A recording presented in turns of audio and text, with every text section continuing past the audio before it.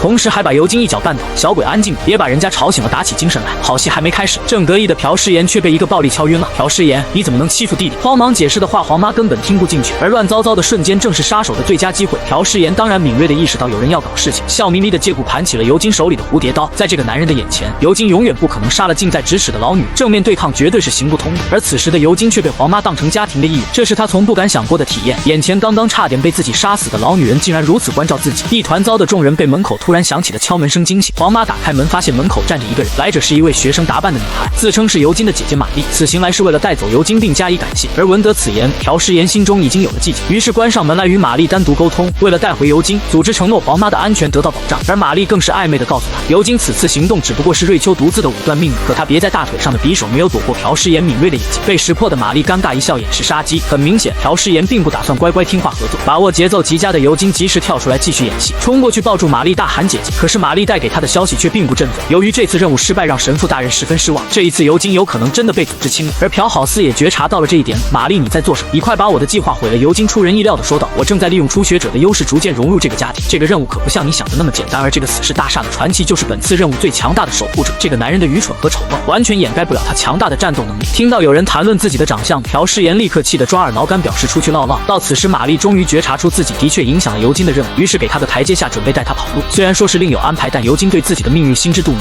懷着一顆惴惴不安的心離去的他，卻突然被身後的黃媽叫住：“有時間再來找我，我給你煎蛋卷吃。”尤金好似感應到了什麼命令，輕輕的應允一聲後消失在走廊盡頭。而聽着黃媽對自己的叮囑，朴詩妍承諾一定還會把尤金帶回來。第二天，學校的教導主任卻把黃媽請到了辦公室。黃浩賢被霸凌一案的賠償很快到位，而肇事者都被開除。可當他看到肇事者的照片後，卻大吃一驚，此人赫然正是吃他住他的朴詩妍。好不容易制服瑪麗的朴詩妍卻驚呆了，因為突然出現的黃媽恰好目睹了這一場景，而被他壓在身下的瑪麗卻雙頰通紅，露出詭異微笑。料到大事不妙的朴詩妍急忙向黃媽解釋，可心機婊瑪麗趁機起身，哭哭啼啼地向黃媽跑去。黃媽媽，這個下頭男竟要非禮我的身子！嗚嗚！朴詩妍聞言渾身一震，當下情節是跳進黃河也洗不清了。而黃媽更是用嚴厲的口氣命令她站在原地別動。很明顯，她在黃媽心中已經是一個十惡不赦的壞學生。而瑪麗更是趁機添油加醋地編造了朴詩妍毆打尤金的情節。黃媽回想起尤金和普打鬧的場景，不由得脊背一涼，直冒冷汗，更聯想起教導主任出示給自己的照片，似乎已經有了定論。然而亂了分寸的朴詩妍衝上來，正準備解釋，殊不知他們都已經落入瑪麗精心設計的圈套。憤怒的黃媽一個大嘴巴子狠狠地扇在朴詩妍的醜臉上，被打猛的她似乎清醒了一點。別叫我媽，我沒有你這樣的兒子。來自家長的最後一條命，她不在乎被誤解，可是那些話是致命的，你永遠都不要回這個家，嘿嘿，等的就是這句話。接下來該朴詩妍的母親登場，不同往日，這次喬裝打扮的瑞秋是來收穫戰果。恐懼的她知道自己終將回到那個魔窟了。得知傳奇肖恩終於被拿下，神父大喜過望瑪麗，這一次我要好好的用黑又硬賞賜你。而此次計劃的完美實施令瑪麗的社保基數提升了200塊錢。大喜過望的她決定晚上去鴨店叫個男模，而朴詩妍卻在旁邊大快朵頤吃着一團屎一樣的食物。穿着清涼的瑞秋卻不停地向碟子裡添油加醋倒着食物。其實她只是強行命令朴詩妍吃這些黑暗料，而從結果來看，她對瑞秋的命令絕對服從。似乎這位大明星的主人已經變回了死士大廈，一名不速之客的到訪打斷了美味晚餐，原來是被朴詩妍打半殘的權柄女。而這座豪華的辦公公寓正是她提供給死士的，被抓住的詩妍只能任人擺布，而只剩下一個好眼睛的權柄女更是十分盼望干朴詩妍的皮燕。充滿火药味的对立情緒被瑞秋打斷，記住，和你合作的唯一要求是保證肖恩的安全，而死士們其實暗地裡以約瑟夫的人身安全要挾權柄女，就算是強如權柄女也只能向组織低头。下一秒，瑞秋話鋒一轉，除了肖恩，你想要什麼我都可以給你，更是光着屁股坐在桌子上，玲瓏的肉體若隐若現，更是用言語極度輕佻地挑逗着朴詩妍，想和姐姐玩玩吗？保證不殺你的媽媽哦。一想到黄媽媽隨時可能有生命危險，詩妍的心就提到了嗓子眼。同一時間，心事重重的黄媽正在店裡制作壽司，一位顧客恰巧来到店裡，點了一份麻辣炒年糕，朴世妍大快朵頤的场面頓时浮现在黄媽眼前，而極度矛盾的心理令黄媽心不在焉。一想到那張朴世妍欺負黄浩贤的照片，她不由得难过又气，手裡也亂了分寸，竟然一不小心切中了手指，剧烈的疼痛令黄媽大叫。前来买年糕的年輕人聽聞喊聲，忙來查看，而黃媽手指的疼痛遠遠比不上心痛1/1000，可這人竟偷偷拿出了一把匕首，原來竟是全家派來滅口的殺手。只見殺手果斷抽刀就要將黄媽殺害，突然接起的一個電話竟讓黃媽顏色大變，店裡東西隨便吃，不用給錢。黃媽竟扔下這樣一句無厘頭的話就急匆匆跑開，恰巧躲過了刺殺。而這一切皆由一個震撼的消息引起，黃浩賢居然清醒過來，而受傷嚴重的他現在講話十分艱難，記憶模糊，腦海中最後記得的畫面就是自己向媽媽大喊大叫，而他卻像個犯錯的孩子站在那裡，悔恨的淚水爬滿了他的臉龐。現在他只想親口向媽媽道歉，而黃媽此刻恰好衝進了病房，看到母親受了傷的時候，黄浩賢充滿悔恨地向他道了歉，而黃媽也釋放情緒放聲大哭。這一幕卻都被門外的殺手看在眼裡，找不到機會下手的他只得電話匯報，可權秉宇的計劃卻臨時有變。不可一世的瑞秋此刻居然被一把椅子打得頭破血流，更可氣的是他完全不敢还手，因為權秉宇居然敢綁架朴世妍為人質，他竟然為了報仇不惜與整個死侍大廈對峙，就是依靠自己的拳頭。而此時朴世妍已經換上了帥氣戰袍，死侍小隊集結完畢，目標人物解救黃媽，而權秉宇卻沒有打算正面硬剛，掏出了一把鋒利的匕首，把他交給了黃媽。失去兒子的母親啊，這可是您復仇最好的機會。猥瑣男只是調戲了女人幾句，卻差點被雙持衝鋒槍打成篩子，只因這個老處女乃是殺手組織精英中的精英，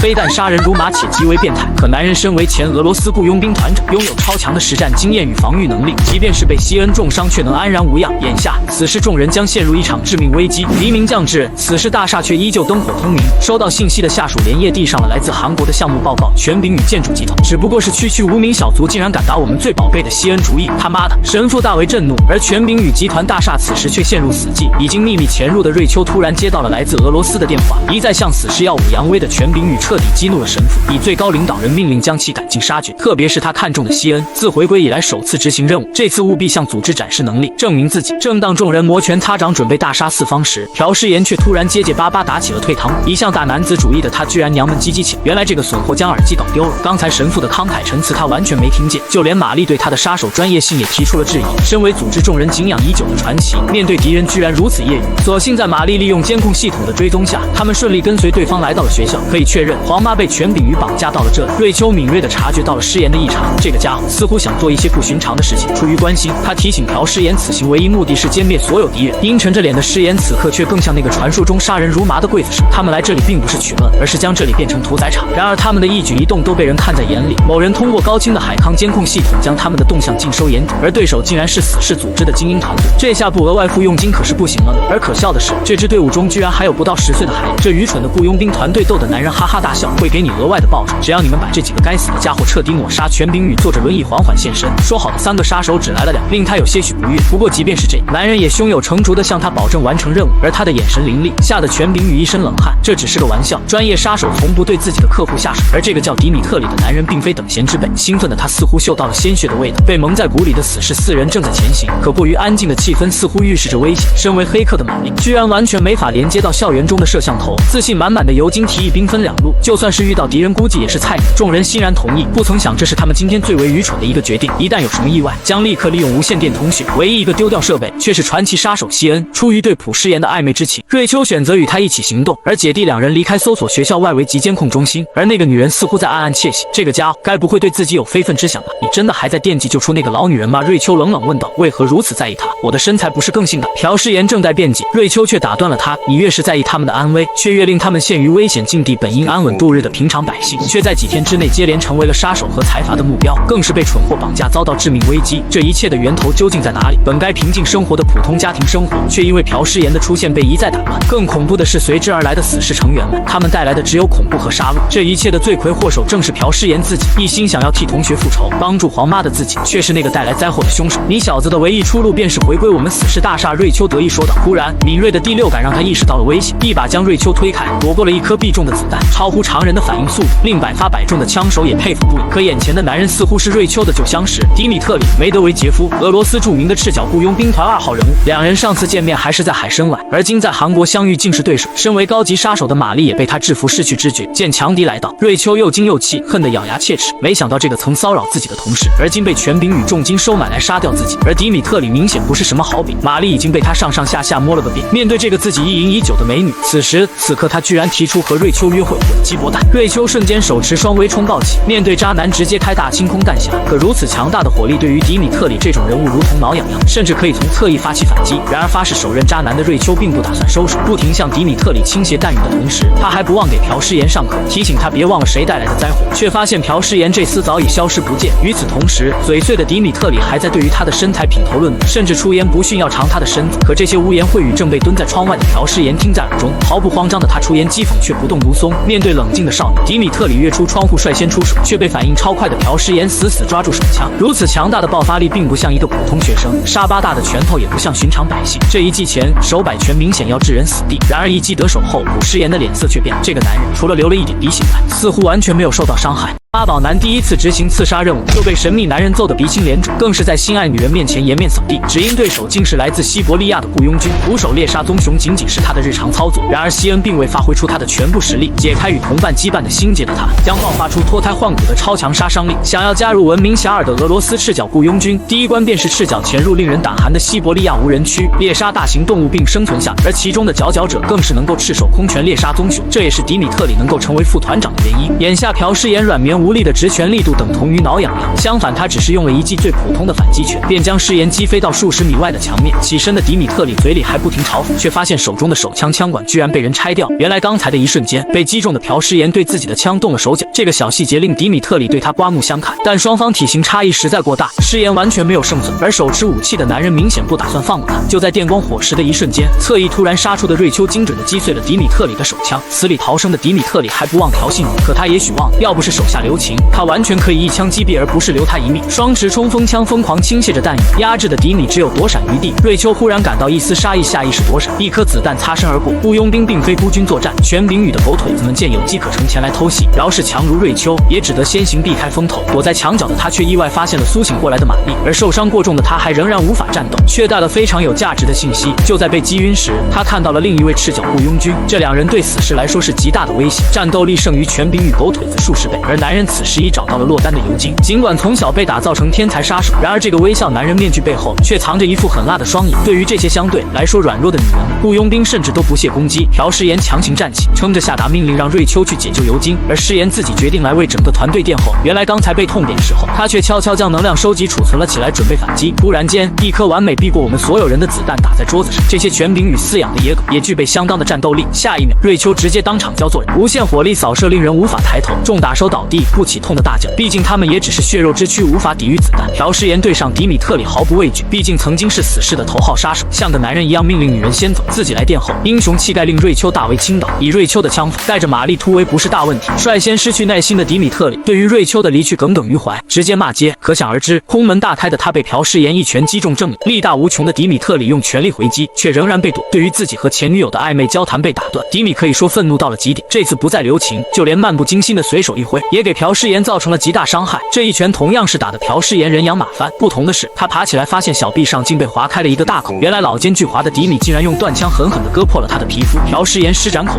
對迪米用的陰謀詭計嗤之以鼻，更直言瑞秋可看不上你這種用奸計取勝的人，更別說和你睡覺了。沒想到朴詩妍還會使用激將法，迪米特里一步步緊逼，詩妍卻偷偷從桌子上抓起來2根圓珠，更是添油加醋描述了自己為瑞秋用嘴包紮的細節。被一再戳中脊梁骨的迪米特里扔掉手槍衝過來，剛猛的衝擊力依然令朴詩妍只得招架。然而將其遠遠擊飛落地後，迪米卻赫然發現自己手臂上插着2支圓珠筆，這種小孩子的詭計令他怒火更盛，直言要將詩妍撕成碎片。而朴詩妍沒有想到受刺激的他速度更快，拳法也更準，當機立斷脫下外套向他扔去。寬大的運動服果然阻礙了迪米特里的進攻腳步。當他甩開衣服看清周圍情況後，卻發現朴詩妍已經消失了。然而他的選擇並不多，半掩着的房門是唯一去處，面對強手即便再掙扎也是無用功。而朴詩妍也正是躲在房間之中，身處絕境的他不禁想起了瑞秋對自己的忠告，為何如此強大的雇傭兵對手會來到這裡？這一切的災禍還不是他自己帶給大家的嗎？自從朴詩妍介入了大家普普通通的生活，一切便開始改變的動盪暴力。正如瑞秋所預料的那樣，自己已經成為了萬惡之源，而且將陷入萬劫不復的困境。當前唯一之計便是放手一搏。剎那之間，大聲叫囂的迪米特里已經一腳將房門踢開，然而背對着他的朴詩妍卻連頭都沒有回。一系列反常行為令迪米感到費解，而這個男人好似剛剛脫胎換骨。既然自己是一切災禍的源頭，那麼就讓我像一個男人那樣親手解決掉瑪煩。迪米特里也覺察到他的變化，決心先下手為強，收起嬉皮笑臉的他，以匕首突刺卻被詩妍輕鬆閃過，更是以反手勾拳痛擊反關節。未曾見過如此迅捷的速度，迪米特里的手臂已然骨折，不及躲閃，如磐石般堅硬的提膝擊就撞碎了他的鼻梁。愚蠢的老鄧，你以為我陪你玩嗎？本將被擊倒的迪米特里卻以反人類機能的角度站穩，就你小子叫西恩是吧？我這回記住你了，今天我就要你交代在這。2年前的海參崴，德米特里還只是初出茅廬的馬仔，認領的第一個任務僅僅是作為司機接應行動人員撤離。正在他大發牢騷時，一個女人領着一群小孩子出現在不遠處，他們可不是什麼兔崽子。女人冷冷道：“這些孩子是屬於死侍組織的完美傑作。”瑞秋對於年輕的德米特里並不看重，畢竟他資歷尚淺，而是催促着孩子們趕快上車，馬上要爆炸。德米特里被他的話弄得一頭霧水，身後的大廈卻轟然爆炸，在滔天火光的映射下，他們必須立刻撤退。然而這恐怖的爆炸事件還並非瑞秋所為，而是這4個不到10歲的孩子的傑作。就算是這樣，瑞秋對孩子們的表現還是不盡滿意，無論是槍械、前行、耐心，還是戰鬥技巧方面，他們都有很不成熟的地方，畢竟還只是應當吃糖果玩耍的年紀。德米特里依然沒有掩飾着他的不屑一顧，這讓把孩子們當作寶貝的瑞秋十分不爽。他冷冷地用手抓住了德米特里嘴上叼的華子，隨後將他碾得粉碎。禁止吸煙，這對孩子們身體不好。作為赤腳雇傭軍的小弟，已並不是很有見地，此言令德米特里大為光火。正待發作時，瑞秋卻突然扎起來頭髮，2團圓滾滾又富有彈性的球體在眼前來回晃，看得德米特里不由得一陣面紅耳赤，偷偷支起了帳篷。剛才的怒火頓時全部消滅，反而起了幾分色心。這時他發現了瑞秋額頭的10字傷疤，料想該不會也是這幾個小鬼的傑作？的確不是，這條傷疤是西恩送給我的紀念品，他是死侍組織的傳奇天才殺手，殺人如同喝水，百年難遇的完美傑作，這是院長給予他至高無上的榮耀。然而在一次行動中，他卻神秘地失蹤了。如果你遇到他，請立刻通知我們。辨別西恩的方法並不難，在他的後背肩胛骨處有一個俄文第一的紋身，看來這小子是如假包換的西恩了。讓我試試你的含金量說吧。迪米特里露出了貪婪的神情，一把撕掉了身上的衣服，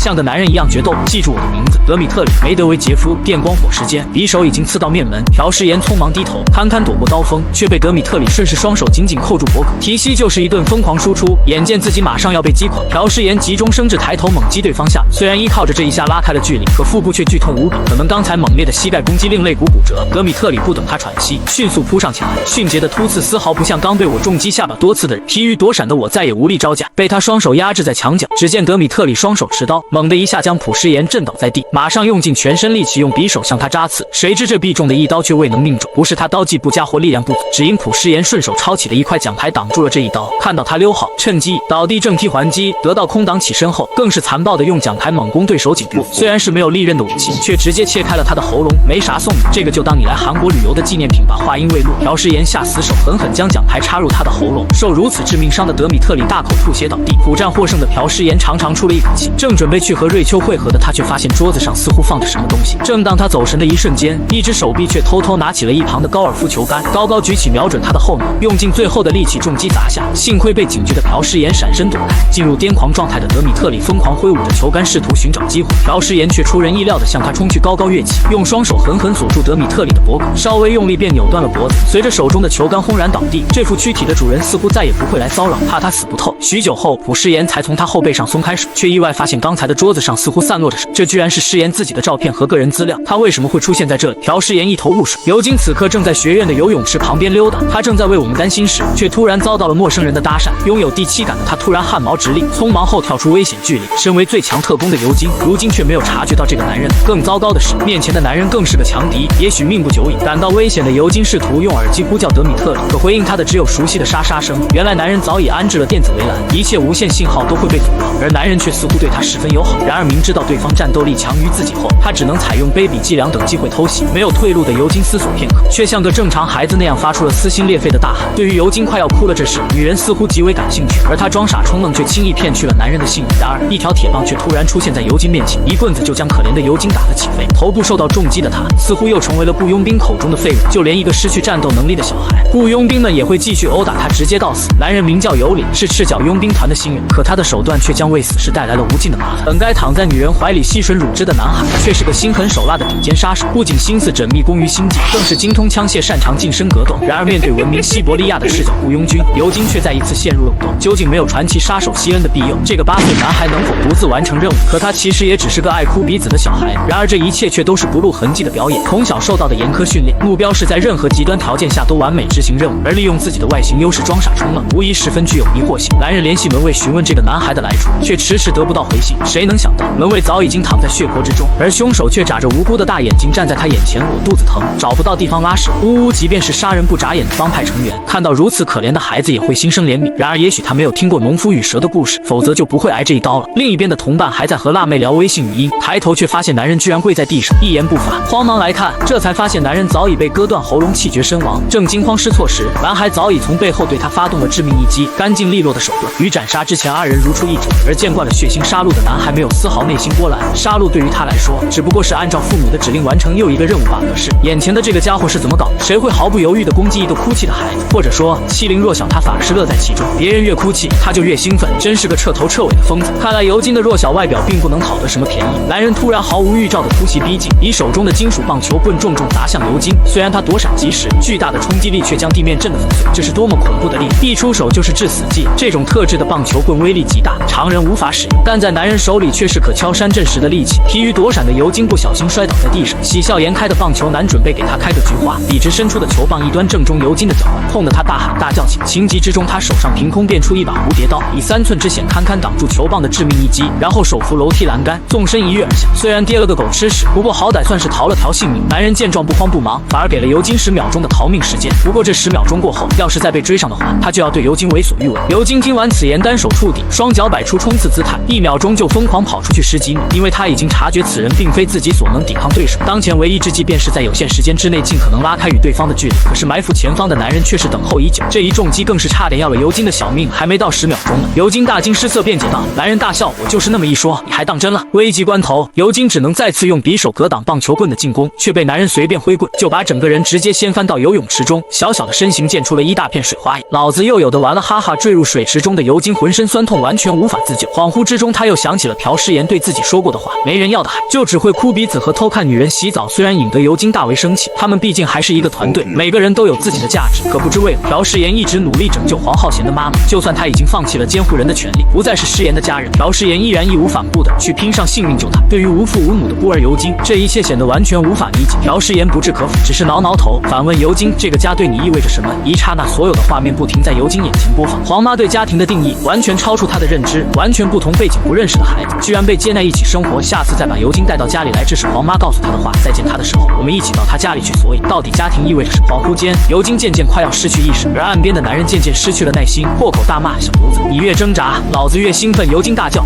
我不会游泳啊！男人笑得肚子疼，旱鴨子，你真是太有趣了，我來帮你吧。說罢，他將棒球棍遞給尤金，示意他抓着上岸。雖然尤金是個人見人愛的可憐孩子，可是眼前的棒球男卻並不是什麼好鳥。尤金剛一抓住棒球棍的根部，男人便故意將球棒抽回。故作驚訝，被戲耍的尤金漸漸體力不支下沉，最後面部朝下趴在水中，再沒有一絲動靜。男人以為尤金徹底掛了，轉身準備離去，誰知一隻手卻從水裡探了出來，緊緊地抓住了他的腳踝。隨後，尤金竟迸發出一股完全不可阻擋的力氣，將200斤重的彪形大漢拖入手中。腦海中的信念告訴他，無論如何也要完成任務。尤金使出 MMA 神技處男裸絞，死死地勒住男人咽喉。男人也終於明白，這個小孩子真正厲害的不在於格鬥或刀技，而是堪稱完美的演技，簡直是奧斯卡影帝。而眼下占據天時地利人和的尤金，準備將他直接绞殺。看似人畜無害的天真少女，卻是個風騷陰險的反差萌。非但以肉體色誘處男西恩，更因極度爭寵出賣頂頭上司瑞秋，直接導致死侍突擊小隊陷入絕境。然而女人卻怎麼也沒有想到，西恩已經將赤腳部傭兵盡數殺掉。回歸傳奇殺手本色的他將獨闖龍潭，被尤金拖入水裡的棒球男尤里破口大罵。可尤金知道這是他唯一勝算，牢牢将他控制住。气急敗壞的尤里以球棒反手猛擊其手臂，男孩吃痛只得放開絞殺的手臂。尤里好不容易掙開束縛，得意洋洋，反手便以球棒猛擊水中的尤金。然而這貨水性堪比水中游魚，一個猛子便扎出10幾米遠才露出水面，但也是一陣後怕。要不是水的阻力極大，剛才這一下很可能就要了小命。而棒球男此時正蹲在游泳池的分道線上，居高臨下的他用這樣的姿態可以突然發起攻擊。更令人驚詫的是，他竟擁有如此強的平衡能力，站在繩子上卻不失衡。轉瞬間，尤里突然俯身啟動，以不可思議的速度向水中的尤金發起攻擊。雖然這一次尤金依然從水下遁走，可棒球男卻如幽靈般一直在分道線上來回跳躍。面對着緊緊跟着自己的對手，尤金唯一能做的就是屏息在水下下努力，否則一旦露出水面，便會遭到球棒的致命攻擊。氧氣幾乎耗盡的尤金在水下四處游动，伺機逃脱。可棒球男卻以驚人的速度一直追蹤他。再這麼下去，這場貓捉老鼠的遊戲很快就要玩完了。假如自己探頭呼吸哪怕1秒鐘，那個瘋子就會像打地鼠一樣，將棒球棍狠狠砸向自己的小腦瓜，屆時就可以在游泳池裡看見白花花的豬腦花。所以老子死也不能冒出水面。然而此時尤金已經在水下闭氣超過2分鐘了，再次反身游走的他已窮途末路。然而這一次逃跑卻是早有預謀。尤金手中不知何時多了一把蝴蝶匕首，他自然不是憑借匕首攻擊，而是反手割斷了棒球男落腳分道線。男人被他這一招搞得不知所措，下一秒便雙腿一軟墜入了泳池之中。這下完全落入了尤金設下的圈套之中。看到這個小鬼氣勢洶洶持刀游來，棒球男急忙想要以球棒痛擊他，然而眼看匕首就要刺入身體，水中強大的阻力卻令球棒遲遲無法揮舞。誰讓你上學時候不好好學物理，吃了沒學問的虧了吧？面對更小的对手，以更快的武器突襲，棒球男也只得放棄正面迎擊，選擇低頭躲過利刃。然而一根繩子卻悄无声息地套上了他的脖颈。尤金双手用力狠狠拽緊鋼絲繩，這才是真正的殺招。男人的求生欲極強，用雙手死死抓住繩索。可佔據了其成位的尤金知道這是唯一機會，用盡全身力氣拉住。片刻之後，再也無法閉氣的他衝出水面，大口呼吸。身後的男人早已成為了一具浮屍，這是他因為低估弱小而付出的代價。記住我的名字尤金。地獄劍反觀這邊，瑞秋已經上演用嘴換彈夾的好戲，一邊保護瑪麗，一邊向敵人掃射，卻因過度使用導致傷口崩開，血流不止。雖然追擊者人多勢眾，但瑞秋的反擊依然犀利，雙持微衝單槍匹馬殺敵數十名。可如今兩人都已受傷，只得且戰且退。瑪麗建議暫時放棄進攻，不過瑞秋堅持按照上級指示殲滅所有敵人，而且考慮到西恩正在阻擊德米特里，這些小雜魚理應由他們來處理。現在彈藥已所剩無幾，依靠他們2個女人想全殲敵人簡直是做夢。瑪麗已經開始打退堂鼓，認為德米特里和尤里兩人實力深不可測，他能給出的最好建議就是請求總部支援。但是瑪麗忽略了一點，他從未與尤里見過面，那麼是如何知道他的存在？瑪麗先是一愣，思考片刻，然後婉然一笑：我怎麼犯了這麼一個低級錯誤？嘿嘿嘿，瑞秋不可思議地望着他，將槍指向他的頭：你怎麼能背叛死士組織？你我分明都被3條基本法則所束縛。瑪麗微笑不語，取下了脖梗上帶着象徵死士精神的項鏈。我們已經找到脫離3條少年準則束縛的辦法。瑞秋不可思議道：你們除了你還有什麼人？接下來瑪麗說了一個不可描述的名字，簡單的2個字，卻令瑞秋瞬間失神。而瑪麗恰恰借着這一空隙，瞬間突進控制局面，輕鬆卸下了瑞秋槍中唯一的彈匣。瑞秋大怒，用毫無殺傷力的槍身向瑪麗砸去。可這女人鬼得很，瞄準她的雙腿猛擊，隨即掄起來她的大粗腿，向瑞秋臉上狠狠招呼過去。想不到昔日的隊友竟向自己痛下殺手，又不知如何得到了那個人的消息。瑞秋熱血上頭，只想撕碎這個賤女，卻被一支手槍頂上了後腦。原來趁着2女撕逼的同時，打手們已經將他倆重重包圍。看來他一個人的抗爭已宣告結束。男人毫不客氣地將瑞秋的臉狠狠按倒在地，一個小白臉從屋裡探出頭來，而瑪麗卻親熱地和他打着招呼。而剛才還生龍活虎的瑞秋，如同一隻待宰的羔羊，被抓住頭髮在地上拖行。而瑪麗的下一步計劃自然是活捉西恩，這也是殺手導師瑞秋生命中最恥辱的一天。號稱人間兇器的浪蕩女殺手，卻被表面呆萌的悶騷女孩奪走初夜。可女人卻露出了心滿意足的微笑。雖然瑪麗毀滅死士的計劃完美無瑕，可千算萬算，他們始終漏掉一人，那就是扮豬吃虎的傳奇殺手西恩。以一己之力，他能否救死士大廈於水火？權柄宇將一把鋒利的匕首遞到了黃媽手中，而他被賦予的任務竟是擇機殺死朴世妍。得意洋洋的權柄宇以為大功告成，誰知黄媽竟並非貪生怕死之輩，你這種人渣不配當孩子們的父母。他將匕首遠遠扔掉，權柄宇還在試圖說服他，當孩子們受到傷害時，不去復仇也無法補償，這就是所謂合格的家長嗎？話音未落，黃媽就給了他一個大嘴巴子，而後是滔滔不絕的辱罵，事態的進展超乎權柄宇的想象。黃媽的正直和倔強也令他大感意外。隨着他輕輕咳嗽2聲，無數黑衣人衝進來將黃媽圍住，軟的不行就來硬的，畢竟黃媽大風大浪都見過，最大的軟肋就是自己孩子。同一時間，解決了德米特里的朴世妍雖然獲勝，卻渾身酸痛，畢竟在校長辦公室與傳奇雇傭兵死鬥，這聽起來就像天方夜譚。權柄宇竟能夠聯繫到俄羅斯的雇傭兵，還請得動他們來殺自己，也是大大出乎世妍意料，這可不是隨便誰都能做到的事情。忽然他好似想起什麼重要的事，大罵一聲後迅速轉身衝去，轉眼就來到了走廊的幾名打手身後。男人剛來得及大喊有個黃毛小出現，就被朴世妍一個電炮幹碎了鼻子，眾人還沒來得及反應，便被他撩到了7、8個，而他們的攻擊如同隔靴搔癢，反而一貫引以為傲的自尊被朴世妍按在地上摩擦。眼下唯一幸存的2人連忙拿出上膛的手槍，誰知世妍早有準備，男人一頓突脫，卻把自己的隊友打成了筛子。憤怒的朴世妍迅速逼近槍手，試圖阻止他開槍，而男人男人卻覺得自己槍法超神，準備用子彈好好招呼朴詩妍。開火的瞬間，槍管卻以一個不可思議的角度被踢開，只因這個男人手活已經超越了閃電的速度。更恐怖的是，他拳掌的能力早已超越了西伯利亞棕熊的戰鬥力，沙包大的拳頭更像是一根充滿倒刺的狼牙棒。此刻的瑞秋卻狼狽不堪，豐滿的胸脯因憤怒起起伏伏。可面前的瑪麗早已在此等候多時，見到背叛自己的賤人，瑞秋忍不住的破口大罵。兩個大白饅頭上下跳動，而他卻雙手被牢牢綁在水管上，動彈不得。而這女人卻翹着二郎腿，喝着咖啡，風騷之極。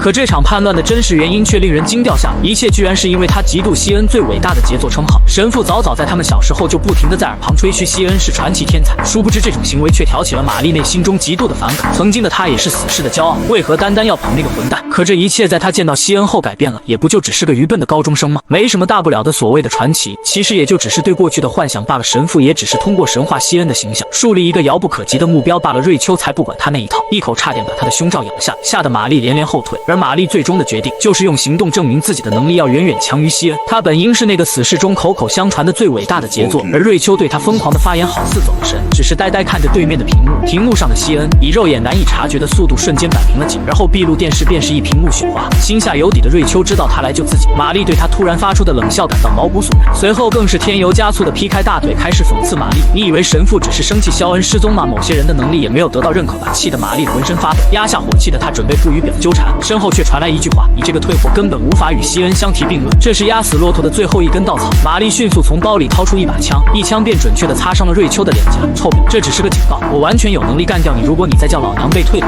我就在你腦瓜門上開個洞，見多識廣的瑞秋卻沒有一絲絲害怕。喂，我說的話傷到你了嗎？嘿嘿，隨着2聲咳嗽，某人的到來打破了兩個女人的爭執。權柄瑜已經掌控整座大廈的局面，並一貫以他的陰陽怪氣色迷迷看着瑞秋的大腿根部。考慮到瑞秋讓他遭的罪，開一個洞明顯解不了氣。然而不知為何，權柄瑜的臉上卻多了幾道恐怖的傷疤，想來要拜拼死抵抗的黃媽所賜。不過這都無所謂了，所有計劃執行前的準備都已就緒，包括他那無用的小兒子。瑪麗假惺惺地表示感謝，而不知死活的權柄瑜還得意洋洋地吹噓自己。下一秒，他的狗嘴便被身後的男人用手绢死死捂住，拼命掙扎的他很快失去意識，雙眼翻白暈了過去。原來瑪麗所接到的刺殺任務居然有一條是幹掉權柄瑜，一旦這個蠢貨把西恩牽連到整個事件中，他就完全失去了利用價值，只有被清洗。而死掉的權柄瑜還要為整個事件背鍋，為死去孩子復仇的父親聽着就可笑。眼下最後的一個目標就是如何找到東躲西藏的西恩。可瑪麗偶然瞟了一眼監控器，卻突然臉色大變，怎麼屏幕都變成了一片雪花？此時坐在角落的女人卻悠悠道：“此世中有許多天才孩子，我會賦予每個孩子一個大師的代號。”而智謀出眾的瑪麗被賦予了策略大師的稱號，而西恩正是在他之前最偉大的天才傑作。雖然神父大人也曾經這麼說，但自負的瑪麗卻並不信服。此時房間裡卻傳來了奇怪的沉悶重擊聲，四眼男的頭上的天花板陡然出現不可思議的裂紋，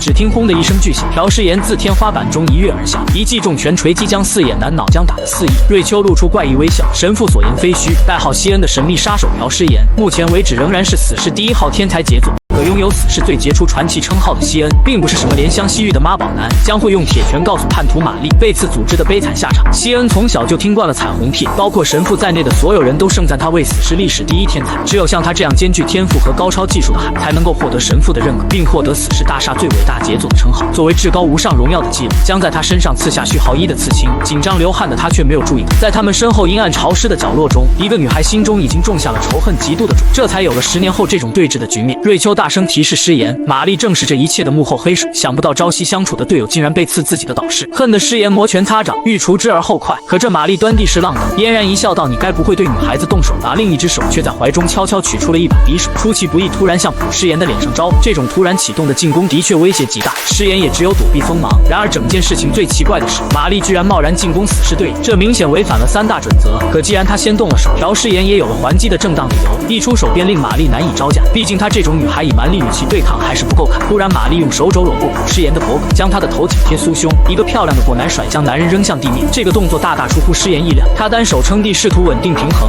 然而這種體術技巧絕對不是死士所傳授。瑪麗趁着這個空檔推門而出，溜之大吉。還沒有反應過來的朴詩妍被瑞秋一聲大吼回過神來，一定還有什麼人在背後指使瑪麗。現在第一要緊就是抓住她，查出真相。不明所以的朴詩妍只得先行跟上她的蹤跡。不管這次叛變幕後主謀是誰，現在可以確定一件爆炸性的事情：瑪麗一夥已經找到到了擺脫三大準則的辦法。在走廊上狂奔的瑪麗突然推開一間教室的門衝了進去，終於把她堵住的誓言喜出望外。可手指間夾住的幾個瓶子證明她是有備而來，這幾個小瓶子似乎就是她十拿九穩的武器。瑪麗將它們扔出，在接觸地面的一瞬間引發了巨大的爆炸，強大的爆炸威力將整個地板掀了起來。這種極為不穩定的爆炸和氣味，難道是液態鈉和氨？這個女人太可怕了，竟然可以從實驗室偷走這麼珍貴的化學試劑。如果吸入了這些有毒氣體，很可能導致陽痿及不孕不育。而這個歹毒的女人還不停用小刀攻擊她，無論如何躲閃。在這樣的環境下，誓言都處於下風。終於沒有退路的她被迫用手臂擋了一刀，這下好了，小臂頓時皮開肉綻，鮮血直流。瑪麗並沒有停止攻擊，而是直接利用左手連續進攻，招招都瞄準朴誓言肋下肋骨處，正是德米特里將她打骨折的位置。原來這個該死的女人一直在觀看全場，現在赤手空拳的自己無法戰勝兇猛狠毒的瑪麗，可眼前形勢極為被動，稍有不慎就會遭遇殺身之禍。朴誓言本人以創造性著稱，擅長在打鬥中利用身邊的各種物品，加上他強大的爆發力，往往能取得出人意料的效果。誰知瑪麗率先找到了機會，她用一個地球儀重擊誓言的傷口，躲閃不及抗下了這來自地球的攻擊。不幸的是，傷口再次裂開，出血嚴重，連續不斷的爆炸點燃了他的衣服。急中生智的朴誓言將火衣一把脫下，向步步緊逼的瑪麗扔去。瑪麗閃身躲開。當她重新看清眼前的一切，男人已消失不見，房間裡充斥着濃密的有毒氣體，而早有準備的瑪麗已戴好了防毒面具，暫作喘息的朴誓言，傷口血流不止，而這一切均拜瑪麗所賜。看準了傷口重複重擊，這種歹毒的戰法也只有他能幹得出來。如今瑞秋也不幸身陷囹圄，身受重傷，難道這一切都是因為自己參與其中，反而帶來了災禍？瑪麗卻在得意洋洋地跟蹤着他的蹤跡，而受傷男人留下的斑斑血跡令人難以忽略。對於瑪麗來說，這是一場貓捉老鼠的變態遊戲。這個活在傳說裡的男人一直被她視為眼中釘肉中刺。一般來說，為孩子們起稱號都是根據特殊能力，但神父卻賦予西恩最偉大的傑作如此高規格的稱呼。而在那其後，更多富有才華的天才少年都沒有得到這種榮耀，這樣是不是太過草率？給一個缺乏基本素質的人這樣的稱號？忽然，瑪麗找到了誓言的藏身之所，可男人早已離去，只是留下了一大灘血跡，地上還散落着一個訂書機，這是用來幹嘛的？正當瑪麗思考這東西的用途時，朴誓言早已悄無聲息地站在她身後。意識到自己上當的瑪麗瞬間進行先手攻擊，卻被誓言用一本書輕鬆擋住進攻。而令人诧異的是，他用來防禦的手竟然是剛才嚴重受傷的左手。恐怖的是，朴誓言竟然自己用訂書機將傷口縫合，這需要超人的毅力。瑪麗只慌了1秒鐘神，便被誓言一拳擊中。對待女人，朴誓言向來不惜下手，因為毫無威脅的他們才是最危險，更何況是這種背信棄義的平如表。但是朴誓言打算現在再給他一個機会，不是想要他的櫻桃小嘴裡的花言巧語，而是他如何能夠打破死士3大準則的秘密。和男人說話都臉紅的幼態學生妹，居然第一次見面就對少年劈開大腿，還用各種下流的招式欲取其性命，只因女孩早已背叛了死士組織。為證明自己能力，不惜將西域明了砍下殺絕。然而被稱為最偉大傑作的西恩並非浪得虛名，被逼入絕境的他能否將背刺自己的女人降服？被朴誓言擒住的瑪麗心有不甘，而普所感興趣卻是如何突破死士的3大準則。事關重大，只有用特殊手段撬開他的嘴。然而瑪麗也不是什麼省油的燈，她知道若太早給出答案，自己便失去價值。心下一亮，開始對準則嗤之以鼻，吐槽起来。所謂準則，不就是給那些好孩子洗腦用的嗎？繞過他們再簡單不過了。朴誓言聞此精神大振，難道他真找到了突破3大準則的辦法？時間撥回到10年前，一對夫妻臉上露出了驚訝而又欣喜的笑容。他們的女兒瑪麗是個遠近聞名的神童，不僅能夠輕鬆寫完幾十本的作業，居然還順手幫媽媽改掉了博士論文中的錯誤。如此聰明的小女孩，自然得到所有人的喜愛。身為高知的媽媽，更是對她百般疼愛。可自那天起，一切都變了。瑪麗為深夜還在工作的爸媽端來了咖啡，卻僅僅是在本子上瞟了一眼，就指出了她論文中的嚴重錯誤。被第 N 次挑出論文錯誤的她意興闌珊，完全沒有繼續工作的動力。心情極差的她上樓之後狠狠地關上了房门，而爸爸卻並沒有把她當回事，反而和一個女人發微信發到半夜。睡醒的瑪麗媽媽昏昏沉沉走進書房，卻發現瑪麗居然一直在等自己。她不僅更正了論文錯誤，而且還將昨天收集的材料進行了組織，可以說相當專業。奇怪的是，瑪麗的爸爸神秘消失了一整晚，感到不安的媽媽安排瑪麗暗中調查她的蹤跡。2天後，一張爸爸與陌生年輕女人談笑的照片就遞到了她手中。身為謀劃天才的她，甚至已經查到了他倆開房的房間號。到這時，瑪麗的嘻嘻哈哈都收斂了起來，母親的怒氣值已經達到了巔峰，就算在燒咖啡，也被自己的女兒品頭論足。媽媽，你是不是更年期了？那些廢話看似經典，但實際上除了讓自己生氣一點用沒有。再也無法忍耐的她狠狠地打了瑪麗一個耳光。瑪麗露出不可思議的害怕神情，眼前的女從溫柔體貼的媽媽突然變成了惡魔。沒有人看到的是，瑪麗緊緊攥起來的拳頭將成就另一位頂尖殺手。因為原生家庭的缺爱，瑪麗被送回到了死士大廈。被父母認領的孩子中，她是頭一個被退貨，這屬於無比恥辱的事情。而院長還很耐心地為她寬解，和比自己優秀的人在一起，人們都會感到不舒服。僅僅因為你是天才，就要處處看人臉色，真是不可理喻。作為死士中謀略最為強大的潛力，瑪麗的影響力不容小覷，得到了神父的指點，更是幡然醒悟。就是從那天起，她重拾信心，決心為自己證明。然而當下，她卻被自己人掐着脖子。可瑪麗临危不亂，不停以神父的眼光有問題來嘲諷的朴詩妍，趁着他不停忙着嘴炮時，突然狠狠咬在手上。朴詩妍吃痛，準備給他的2個荷包蛋來個爆錘，卻被他高高抬起的鞋底擋住，而高抬起的大腿將無內的裙底風光一覽無餘。原來這個騷女只是借着聊天的時間恢復體力，而這次瑪麗整個人狀態完全進化，眼神變為300眼，遮擋不住的殺氣令人膽寒。以魚長匕首向詩妍猛刺，超快的動作頻率與之前簡直判若兩。朴詩妍完全無法預測他的動作，被一個簡單的橫掃踢倒在地。就在瑪麗準備將他一擊致命時，急中生智的朴詩妍用一本厚書擋住了匕首。瑪麗乘勝追擊將他推開，卻提出了一個奇怪的問題：加入死士後，你的力量和速度都大幅提升了，不是嗎？口中說着，手下可沒留情，直接將一排書架壓向他。想過嗎？就算是從小接受了嚴苛的訓練，一個10幾歲的孩子怎麼可能打得過身強力壯的成年人？是不是哪裡有點不對勁？朴詩妍被他突如其來的一番言論搞得不明所以，卻突然仿佛明白了些什麼。然而瑪麗非但會嘴炮，手上進攻一點都不含糊，且每下都瞄準了朴詩妍的傷口猛揍。這種策略令他的攻擊效率倍增，朴詩妍的血條快要見底，而身後便是柵欄，退無可退。瑪麗見狀得意忘形，打算乘勝追擊。這一記重擊將手上的書本砸得稀巴爛。就當女人發表勝利感言時，朴詩妍卻冷冷道：“這就是你能做到的一切了。”他抄起凳子，一下就把瑪麗的平胸砸得稀巴爛。腦海中突然浮現又是學習的雙手殺人技，他果斷抄起一片碎裂的尖銳玻璃，亞歷山大雙持殺人技。女人也認出了這失傳已久的絕技，不由驚呼，卻被朴詩妍以雷霆之態直接終結。回憶起神父對自己的諄諄教誨，全特麼是洗腦。然而今日卻被自己瞧不起的傳奇殺手割斷渾身經脈，只剩下閉眼等死的份。然而朴詩妍面對昔日戰友卻猶豫了，先饒了他這一命，就這一次。所以剛才瑪麗說的打破3大準則全是屁，都是這個女人為了吸引注意力扯的謊。而在遠在俄羅斯的死士大廈中，卻充斥着血腥味道和屍體。有什麼人已經將這裡血洗並占領？就連強大到不可戰勝的神父也不知死活。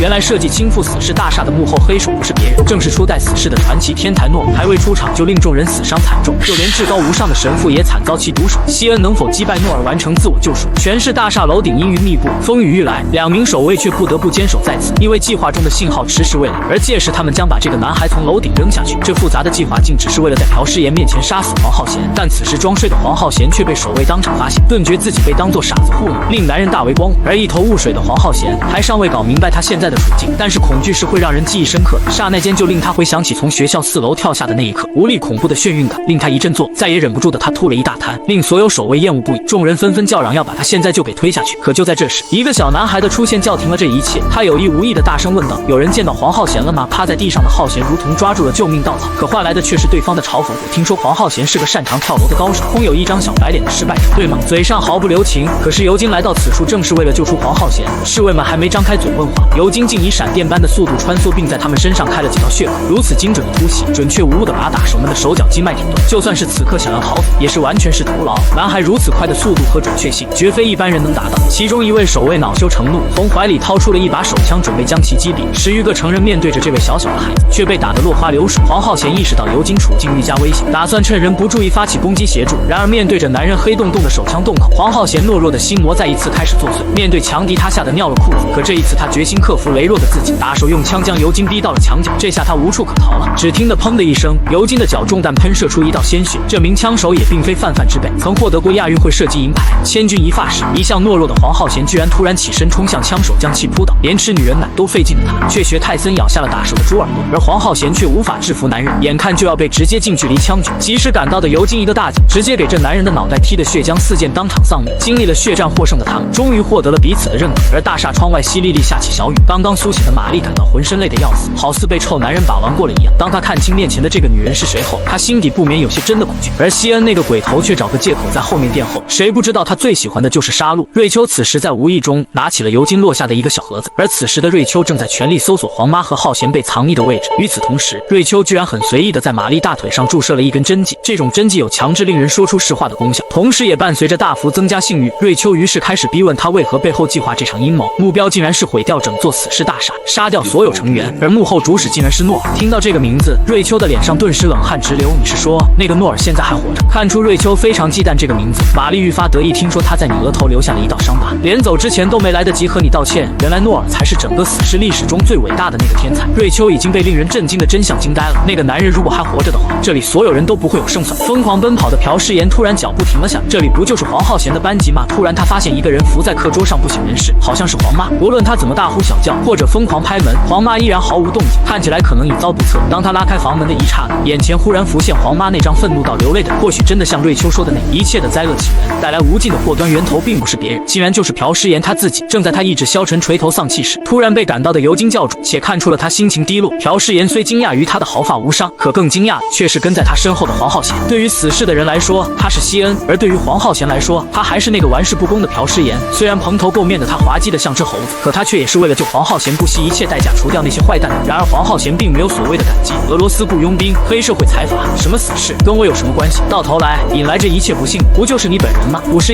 妍聞言低頭吞吞吐，半晌放不出個屁來。眼尖的尤金突然看到了趴在課桌上的黄媽，大喊一聲，趕忙向屋子裡衝過去。懷着內疚情緒的朴詩妍本來想前去幫忙，敏銳的第六感卻忽然刺激了他的神經。在昏暗的走廊深處，似乎隱藏着什麼人在冷笑。這時黃浩賢已經撲在黃媽身上，卻怎麼也無法叫醒她。而詩妍卻一反常態的命令尤金替他護送二人到停車場，在那裡接應的瑞秋會帶他們到安全的地方。眼下他並無法分心照顧黃氏母子，只能深深道歉後安排尤金帶着他們撤退到安全區。此時的道歉顯得那麼蒼白無力，以一個人的力量誰都保護不了。眼下之際，只有先行撤出大廈，由朴詩妍一人負責擊敗所有敵人。黃浩賢临行時希望詩妍在事後給他整件事情一個合理的解釋。面对着三人蹣跚離去的背影，朴詩妍喃喃道：“我一定会給你一個解釋的。”隨即嗓音突然升高，對着走廊盡頭高聲道：“別躲，出來吧，混蛋！”自幽暗的走廊深處忽然傳來一陣輕笑聲，而後悠悠地浮現出一個人的輪廓。朴詩妍目光如炬，如臨大敵，來人神態輕鬆，一眼就認出了朴詩妍就是傳說中的西恩。來人早已聽過西恩的鼎鼎大名，本來以為他是個面相凶惡的人，沒想到卻是個金毛小非主流。來人名叫張賢，可他的真實身份卻令人驚掉下。男孩怎麼也想不到，號稱死世第一傳奇天才的他，竟然被眼前的小白臉对臉叔叔打成豬頭，而與自己玩曖昧的純欲學妹，居然也加入敵對陣營出賣戰友。而這兩個陣營的全部，竟然是一個天衣無縫的完美計劃。真正的幕後黑手早已突襲死世總部刺殺神父。然而此人的出現能否拯救即将傾覆的死世大廈？雪夜的西伯利亞，狂風呼啸，這裡是赤足總部的所在。這座守衛森嚴的別墅，又被當地人稱為熊穴。男人張開滿是傷疤的嘴，灌下一口烈性伏特加，慵懶地質問道：“你們來這裡幹嘛？該不會是和我祈禱吧？”此人並非善茬，正是赤足組織首席軍師克索洛夫。而坐在他對面的人名叫文森特，是來自死世的使者。近期由於遠在韓國的衝突，兩大組織的關係非常緊張。可克索洛夫對於他們的怨言完全不當回事。赤足成員只是接到了韓國客戶的任務，需要以武力保護客戶，而在任務中產生的衝突，並不代表針對任何組織。雖然口口聲聲說不希望與死世衝突，可他們卻派出了組織內排名第2的德米特里出戰，這可不是什麼巧合了，甚至還加派了組織頭號打手，人送外號赤西的梅德韋傑夫。格鬥導師正想辯解，卻被一人攔下：“你這臭小子，囉里囉嗦搞些什麼？”欺人太甚！男人摘下眼鏡正要發作，卻被一條條微不可見的細絲割破了皮膚。這些細線可不是什麼蜘蛛絲，而是殺人奪命的利器。無數的好孩子們已經悄無聲息地埋伏在了這座建築，只要一聲令下，他們可以做掉這裡所有人。克索洛夫迅速抽出口袋中的手槍，一個男孩卻毫无声息地跳到了他的身邊，卻並沒有攻擊他，而是徑直走了下來。文森特對於他的舉動也很是費解。然而男孩卻帶來了極為炸裂的消息：神父和留守在死世大廈的所有人剛剛都失去了聯繫，他們還不知道那裡已經血流成河。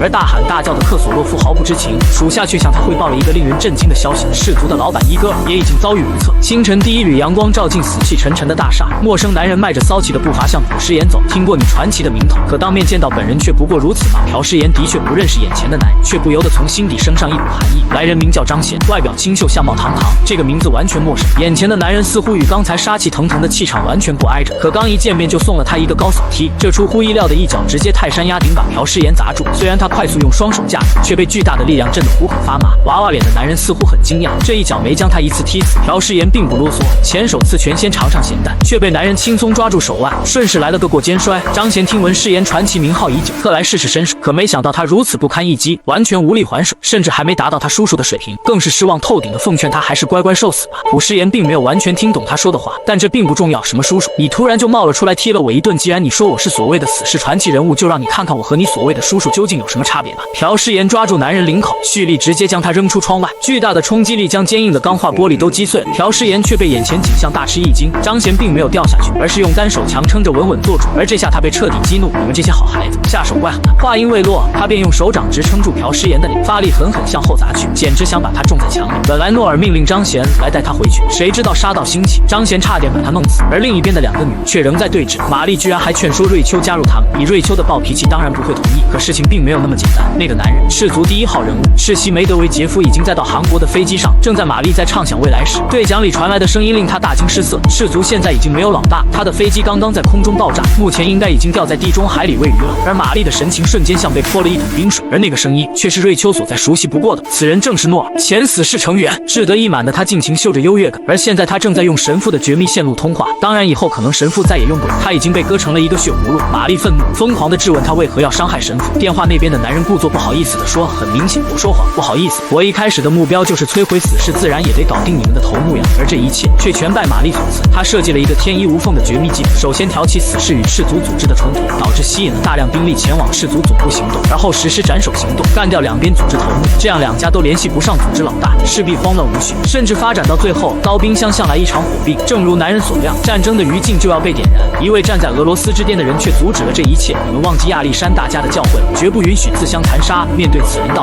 來，饒是克索洛夫也不得不恭恭敬敬。亞歷山大·索菲亞，俄羅斯的戰爭英雄，最重要，這家伙竟然是一位女士。昨天還在以命相拼的頂級殺手，如今卻成為了并肩作戰的親密戰友。只因兩大組織的領導人已神秘失蹤，幕後黑手諾爾趁機血洗死侍大神，而西恩本應具有的能力卻被鎖定限制，甚至被諾爾侄子托爾低着他。在死侍與赤足諸人生死存亡之際，這個站在俄羅斯之巔的女人是否能扭轉乾坤？突然出現的彪形大漢讓劍拔弩張的兩人突然停下，這不是活生生的索菲亞嗎？真特麼是活久見一頭霧水的文森特表示，並不是死士們叫他來，而這座山一樣的壯女更是緩緩道：“老娘可不是隨便誰都能請得動。”強大的氣場令這個兩個敗家子乖乖閉上了嘴，不是不想走，是被嚇得兩條腿麻了，跑都跑不了。這就是亞歷山大·索菲亞，既男又女的超強戰士，卻始終保持中立，來此卻只為調停兩家糾紛，避免正面衝突。而現在的情形，並不僅僅是兩家組織的戰爭而已，這一切的背後黑手卻另有其人。曾經被死侍奉為神明的傳奇諾爾再現江湖。凌晨時分，國立初中教學樓中，戰鬥繼續，實力不濟的朴詩妍被張賢死死按在牆上，而男人今天的目的是帶走這個黃毛。朴詩妍並不願意聽他逼逼，一口咬在了他的手上。如此不講德的作風令張賢大罵臭，不得不放手，而手上纏的布條卻不翼而飛，原來是被朴詩妍一口咬掉了，味道酸臭極爽，不由得大呼令人作嘔。憤怒的張賢大罵道：“快把我的襪子還給我！”我有腳氣。聞言，朴詩妍又是一陣作嘔，順勢下蹲躲過前手之拳，生怕臉上的腳氣的他趕緊把襪子扔回去。兩人正惡心的不行，準備拼命時，張賢卻突然接到了來自諾爾的電話。電話那邊的諾爾已經將死侍大廈所有活人變成了死人，然而諾爾本意卻並沒有要張賢動手，僅僅是要他來看一下傳說中的西恩是否有那麼強。假如張賢一不小心把西恩給宰，那麼諾爾的計劃就被打亂。可張賢表示，這個家伙與傳說中的完全不同，不僅戰力很弱，而且身上埋太還有味兒，頭髮還亂糟糟，賊磕碜。諾爾大吃一驚，按照情報來看，西恩並不應該如此差勁，難道這個家伙目前是沒有父母的狀態？這樣的情景令張賢感到頭疼。以朴詩妍這種菜雞狀態完全不夠看，難道說自己還需要再測試一下他的能力？正在他思考如何處理這個廢物時，一隻沙包大的拳頭卻砸上了他的帥臉。突然出現的朴詩妍一記重拳將他悶倒在地，這是張賢今年第一次被人打到，而眼前這個家伙速度快得令人無法置信。緊接着的一記劈腿更是威力十足，張賢憑借本能抬起頭，恰好躲過這一腳。而朴詩妍這一腳力量大到不可思議，竟然將地面震得粉碎，就連他自己都感到難以置信。剛才那一瞬間究竟是什麼？而張賢卻仿佛捕捉到了什麼，嬉笑道：“原來這才是你的真實實力。”西恩張賢一改對詩妍的負面評價，反而對諾爾大家吹噓起他來。可這麼一折騰，天也逐漸要破曉。眼下諾爾並不打算帶走西恩，因為他目前處於鎖定狀態，戰鬥力可能還達不到巔峰的1%。真正的好戲這才要慢慢開始。尤金突然從走廊竄了出，忙不迭地將死侍大廈發生的變故一五一十地告訴詩妍。可想起張賢的兩人再抬頭望去，走廊中早已空無一人，這下可糟糕。張賢可是極為強勁的敵人。朴詩妍趕忙向尤金解釋事情的來龍去脈，可他話還沒說到一半，眼前一黑，居然身體向前傾倒，身體像失去了平衡的沙袋，癱軟下來倒在地上。在失去意識之前，口中還喃喃地嘀咕着張賢的名字。這個男人所掌握的消息很可能改變整個世界。1個月後，由於白虎事業中心處理善後事宜，所以學校也臨時關閉，而所造成的影響當然不僅在這裡。約瑟夫的父親權炳宇作為案件主犯被抓捕，約瑟夫本人被檢方指控為校霸，而黃媽由於驚嚇過度無法正常工作，只得暫時把店鋪關閉。朴詩妍想進店裡看看，於是把捲簾門抬了起來，誰知卻被一把槍抵住了腦袋。眼前的男人居然是被自己幹掉的德米特里。然而這個家伙並沒有敵意，而是放下槍讓他趕緊進來。不僅僅是他，瑪麗、棒球男等人都在此等候多時。誰能想到這屋裡的人1個月前還在自相殘殺？對於不老實的瑪麗，大家還是給他戴上了銀手鐲。對於赤足來說，他們不但損失了金主，最重要的是赤足的一把手伊戈爾也在空難中遇害，所以他絕對不會放過策劃這一系列慘劇的諾爾。而死侍這邊，由於最高領袖神父被諾爾所綁架，理應與赤足同仇敵愾。要不是與赤足纏鬥如此激烈，也不會輕易被人端了老巢。這個戴眼鏡的人天天給諾爾出謀劃策，當然難辭其咎。說着說着，眾人眼看又要打了起來，尤金及時站出來表示，大家應齊心合力對付諾爾，不要內訌。經過勸說工作，根據瑪麗供述的信息來看，死侍組織的首領目前已經被綁架，而孤兒院的大部分兵力已經被幹掉。而赤足這邊更慘，首領應當勢已經掛了，除非誰會在空難中幸存。而眼下曾互相廝殺的兩組人馬能放下成見聚在一起，必然已認定了一個相同的敵人，那就是諾爾。既然如此，調師爺建議不如成立一個臨時組織，以便打擊諾爾。氏族的兩個家伙雖然不屑，但目前的形勢也別無他們。然而起名字卻是個大問題，兩邊都是成名的組織，如何權衡呢？有了，氏族和死士聯盟，假如都取首字母的話，便是败，那麼就叫壞小子聯盟吧。而這個聯盟的目標只有一個，便是殺掉諾爾那個狗娘養。男孩這輩子最幸福的事，就是被親爹打斷了38根肋骨，丟到雨夜裡遭雷劈了3天3夜。然而這次他卻因緣際會成為了傳奇殺手，更是突破了死士組織的3大準則的桎梏，因此遭到稱霸黑道的各方勢力哄搶。誰率先得到殺手肖恩的所有權，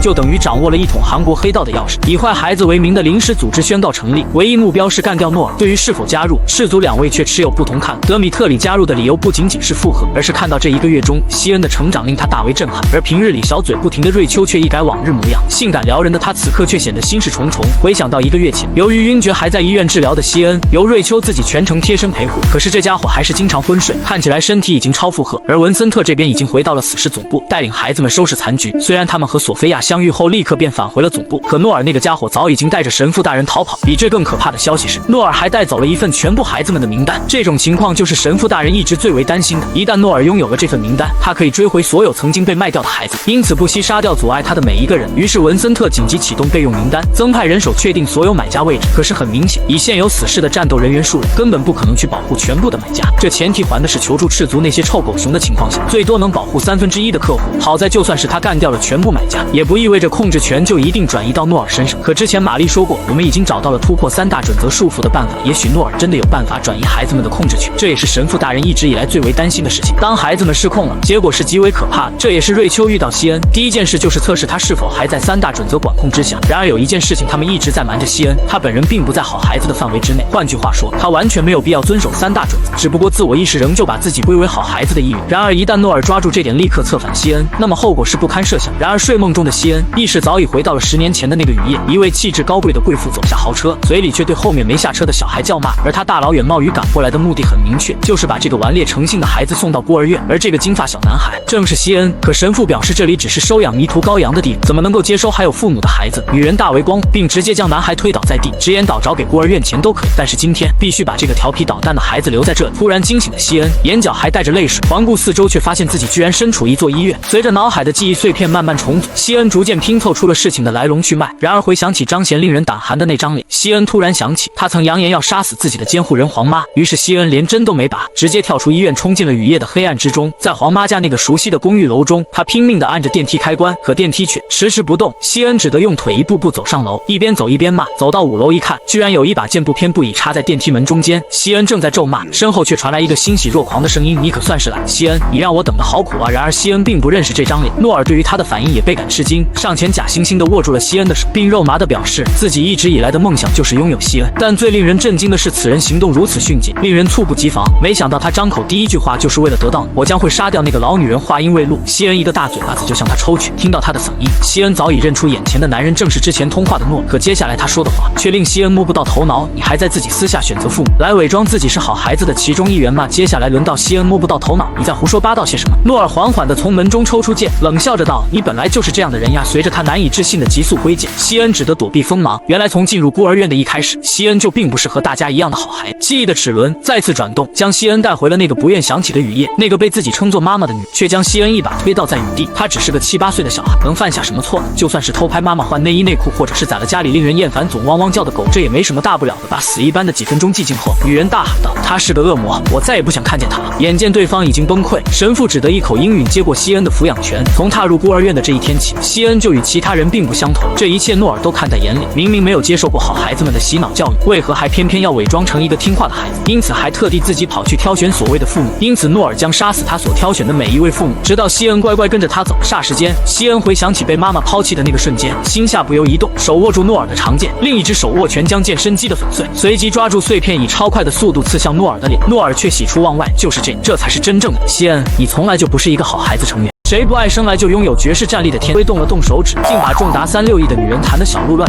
只因男孩竟是聞名整個歐洲的頂級殺手，從未有人活着從他手中逃脫。而這位天賦異稟的孩子卻遠沒有到達應有水準。曾為他戰鬥能力設下戰力限制的女人，將親手解開束縛西恩的全部封印。來自索菲亞的地獄特訓即將開始，他像抱小雞子一樣把西恩隨便抱起。而由於所有的成員信息被洩露，導致全部客戶都被諾爾盯上，隨時隨地有生命危險。而索菲亞已將黃媽及時轉移到安全處。西恩沒有想到自己選擇的父母對他們來說卻是一場災難。然而他現在不必理會這些，接下來的地獄級別特訓將是一場死或生的考驗。1個月之後，身心備受摧殘的他終於被接走。你能想象嗎？小弟綁着 TNT 炸藥做深蹲，一旦堅持不住，下半輩子只能當太監了。德米特里沒想到這個女人居然真如傳說般的瘋狂，現在就連提到亞歷山大家族這幾個字都會讓下破膽的西恩瞬間抓狂。然而這1個月的罪並不是白受的，現在若是想和他來一場單挑的話，絕對不會像之前那樣勢均力敵了。車子很快就行駛到西恩的學校，可德米特里不知為何他執意一定要回到學校，畢竟敌人一直在盯着他，时刻會有危險。誰知西恩當时便作嘔，你個大男人居然關心起我來，真是令人肉麻。雖然但是，不過西恩已經是學校的名人，不再是當初的那個朴實眼了。這剛一落地，旁邊的同學們就開始蛐蛐，而德米特里也不知道犯了什麼病，居然憂鬱了起來。果然這些幫派裡的人沒一個正常的。陽光照射在一個破敗陳舊的車庫中，晃的一個男人舉起了手掌，遮的不是別人，正是被索菲亞扔出窗戶的諾爾。一個聲音卻遠遠的飄過來，聽起來很討厭，你住在這破地不怕得性病？可這個男人卻令張賢苦苦等待了1個月，他有太多的問題想問。這裡有些新的陳設，可是想要使用裡面的東西，還是需要借助一些外力，比如說這個自動販售機，必須用剪刀捅它。畢竟張賢幹慣了小偷小摸的嘛。兩人馬上坐在了一對誠實座椅上，據說只要坐在上面的人就沒辦法說。而張賢早已被無數的問題困擾了1個月，這一段時間以來，諾爾一直在尋找那個人，而這件事的前提是必須把西恩降服收歸己有。然而張賢對此事並不認同，甚至說是嗤之以鼻，甚至直言假如再說謊話就威脅殺掉諾爾。這下諾爾慌了，連連保證自己沒有騙他。誰知道本來因出眾身手被自己所利用的張賢，如果是這樣多疑和不可控，那就不如现在把他幹掉。可張賢早已看穿了他的小九九，並直言請他拔剑。這個牆頭草立刻怂，連忙打哈哈掩飾尷尬，更是突然邀請張賢去一個有趣的地方。踏進這個熟悉的教室，西恩卻無比的陌生，可關於他的那些緋聞故事卻仍舊在同學們口中流傳。聽到這些刺耳的話，他也只能嘆口氣。而這其實是他與瑪麗定下的計謀。為了重返學校，他甚至拿出了珍藏已久的絕密證據威脅校長。這個老登居然私下拍了女僕制服自拍照，變態的行徑令人抓狂。西恩又想吐。這時候班級裡的混混頭子來挑事。雖然剛回來復學的西恩並不想惹是生非，可班霸並不想聽他避避，直言外面見。幾人來到了學校停車场，原來他們對之前流出的照片非常不滿。一個狗腿子率先發难，從背後偷襲西恩，可西恩只是神不知鬼不覺地彈了一下中指，便重重地擊中了他的下巴。這一下看似威力不大，卻令男人痛苦倒地無法站起。而面對這些曾經的朋友，西恩已經手下留情了。回想起索菲亞曾一針見血地指出，限制西恩的就是腦海中對於3大準則的執念。雖然他的大腦已經意識到這一點，可身體還是不由自主地服從準則。既然身體由於準則限制只能用一部分力量，那麼乾脆增加力量的上限不就行了？就像現在，他不費吹灰之力就把幾個混混全部撂倒，仅存的混混连忙抄起一旁的拖布杆，直言要給西恩擦擦脸蛋。可他話都没有說完，西恩已經閃現到眼前，更是一腳就把拖布杆踹了個粉碎。男人驚訝的合不攏嘴，西恩卻並沒有趕盡殺絕，而是輕描淡寫的說道：“上課鈴響，進屋寫作業去。”這個男人未免也太灑脫了。無聊的語文課很快結束，西恩腦海中還回味着和索菲亞訓練的過程，真沒想到隨意的一擊就有如此強的效果。可這時候有一個陌生學生來到了班級，看到西恩就兩眼放光。此時他還沉浸在幻想中，如果沒有準則的限制，自己一定可以輕鬆打敗諾爾。突然，一隻臭烘烘的皮鞋踩在了他的頭上，突如其來的一腳將他踹飛在地。然而西恩的反應極快，甚至沒有一點慌張，極大的進步令对方刮目相看。來者不是別人，正是之前痛打他的張賢。難道說你小子已經不是好孩子的一員？